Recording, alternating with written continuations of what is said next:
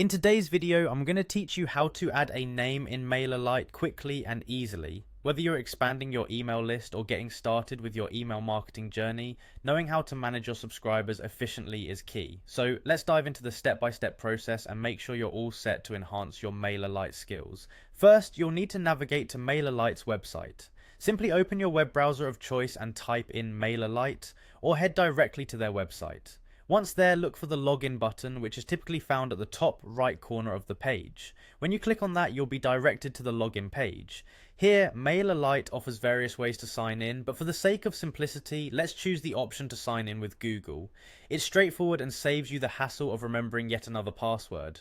Once you're logged in, you'll find yourself on the dashboard. This is your control center where all the magic happens. From here, direct your attention to the left-hand side menu and click on Subscribers. This section is integral as it allows you to manage and organize all the contacts in your email list. After clicking on Subscribers, you'll see an option to add subscribers. Clicking on this will present you with several choices, but for this guide we'll focus on adding a single subscriber. Now that you've clicked on Add Single Subscriber, you'll be taken to a new page where you can begin entering the subscriber information. The first field you'll need to fill in is the email address. Type the email address of the person you wish to add. Once you've entered the email, the next step is to add their name. Typing the name is crucial for personalization, enhancing engagement by addressing your subscribers with their name in your email campaigns. For added organization, consider adding your new subscriber to a group.